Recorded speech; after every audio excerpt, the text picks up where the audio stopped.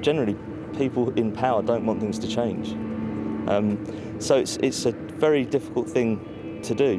But on the plus side, on the positive side, I think by mobilising millions upon millions of people who are all prepared to actually just stand up and say, well, hang on, something isn't right, you're effectively saying to a bunch of a few very powerful people that there is this groundswell and it isn't going to go away, it's not going to disappear. And they're all kind of cliches, but it will be effective, I'm sure it will, this time around. I think there's too many people involved, there's too much anger, I think, now for things to kind of just remain as they are, because there is, at heart, the heart of the problem is the just huge gulf between rich and poor.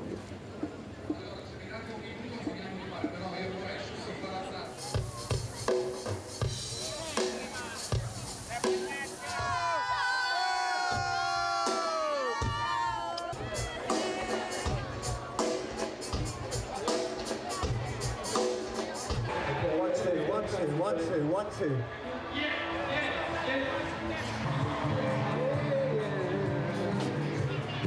Nice vocal sound. Good body to a nice top end and everything.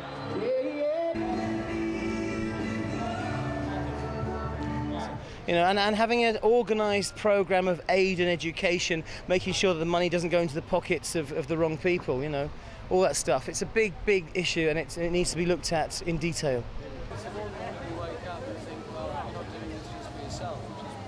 As a musician, as a rock musician, I think we all know that we owe our careers to music that came out of Africa, and we have to say thank you for that.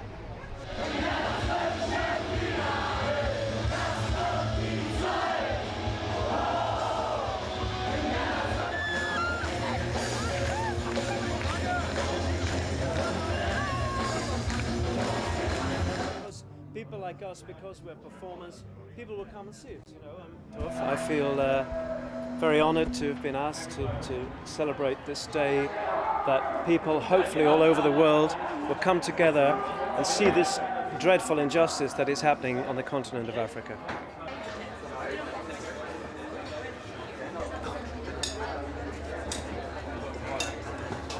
I mean, we have to ask ourselves, you know, difficult questions, and I think if we can, there's so many people that are working so hard for so many years to eliminate the debt in Africa, to increase aid, and to have better, fairer trade policies with countries that aren't in the G8. This is a movement that's been going on for quite a while, and now it's really gathered momentum, and it was very exciting to stand on that stage and see hundreds of thousands of people. Now, I know a lot of people here just to hear the music, but at the same time they're hearing the music, they're also becoming aware of something they might not have been aware of before. And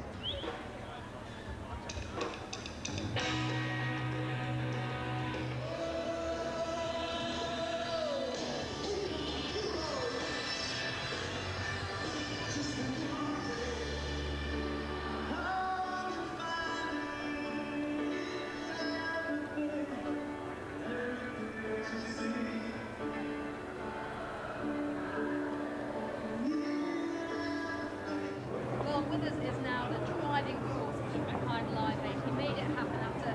You get over the shock that the thing you were thinking about for so long is real.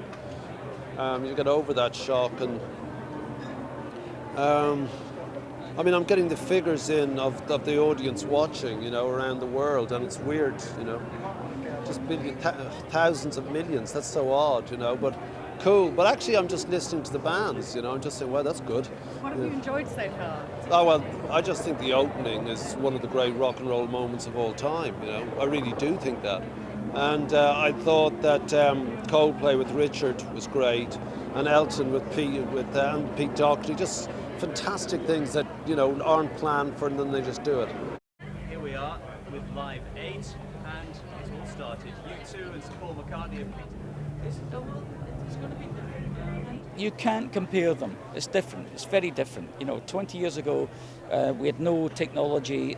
You know, we had a mobile phone that could call round the corner that weighed a ton. You couldn't do international calls. Everything was done by telex. So trying to organise, you know, a concert in Philadelphia and London simultaneously was a nightmare. This time round, technically, it's meant to be easier, but now we've got bleeding emails. That's hard work.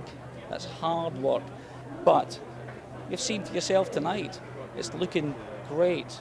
It's all working very, very well. Fingers crossed.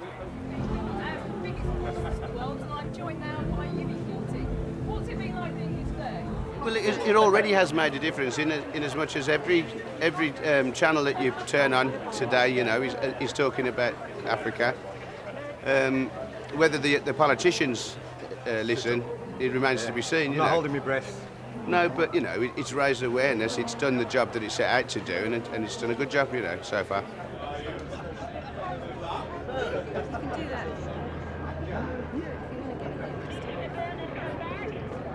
It's a different venue, it's a different cause. I mean, Live 8 was about starvation, and this is about trying to redress the balance of the rich and the poor. And this is a really important event, a political event, a free concert. Live 8 wasn't a free concert, it was to raise money. This is to raise awareness and for people to sign the Live 8 pledge, and as many people as possible, so that Bono and Bob can take it to the G8 leaders on Wednesday and say, listen, we've got 150 million people with this thing. You've got to try and make a difference. You have to listen to these people. I did feel that Bob actually really needed a novelty act, and I mean, I think we've hopefully provided it, and I hope we're going to be better than the Spice Girls.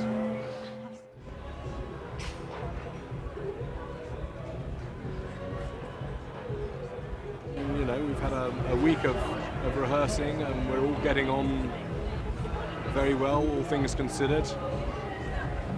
It's like sleeping with the ex-wife, really. Oh no, I didn't say that.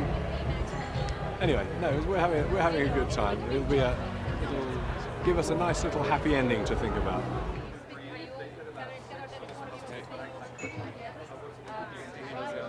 And I don't think that giving money to it is the answer. You know, it's got to be, there's trade injustices have to be sorted out so the countries can grow on themselves. You know, so I think we're going to get there. I think it will happen. If this amount of pressure is on the government, they can't ignore it forever. You know? If America gets on board, George Bush is dragging his heels, as ever. And if we can stick a few spark plugs up his ass, then I think things will be a different story. The world governments to be involved as well, and Live 8 will make sure they do even more.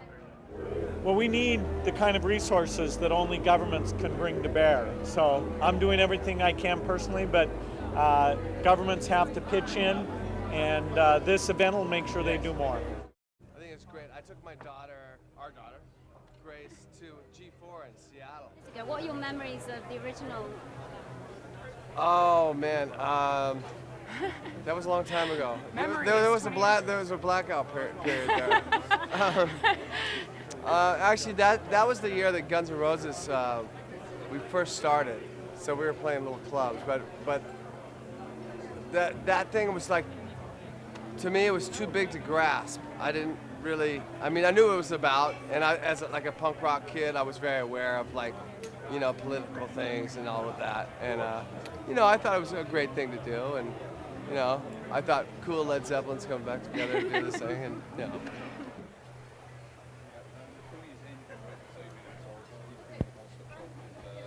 We all know how big the first Live 8 was, so to, you know, when they asked us, we were, you know, it was automatically, you know, of course we want to do this. But I can honestly say, you know, before, you know, 2 months ago, or when we heard about it, or whatever it was, you know, we didn't know the statistics and the things that were wrong with Africa. And so, I mean, it's done its job for us just to raise our awareness of it, and we're happy to, you know, try and convert more people. You can't beat this. There's, you know, 200,000 people out there holding hands and having an amazing day, and they're aware of what's going on. You're looking at TV screens behind you. You can't get away from it. When every day you open up the newspapers, it's there. I only hope that these 8 men do something about it. They have the mandate in front of them. They just need their signatures on it, and it goes into action. It's such a small thing, but I think magic can happen. In Scotland next week is a magical country. If you've ever been there, magic exists in Scotland. So I reckon good things will happen.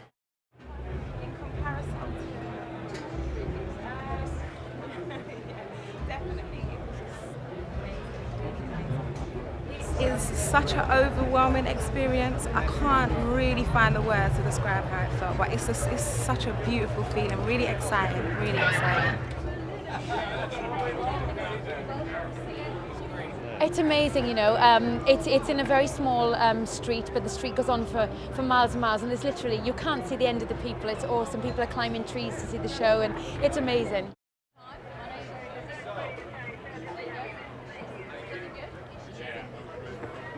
I felt good, man, you know, just being able to be a part of something as big as this that's going to erase the poverty and bring some, you know, life to a situation that's actually bad and horrible. And, you know, for my music to be one of the main focuses as far as bringing the awareness level up, just to show my support, I'm happy to be here. It's the highlight because long as Snoop Dogg and Charlie Wilson together, when we hit the stage together, it's definitely the highlight. Hotter than cayenne pepper. How about Younger that? rum man. Oh, what's up?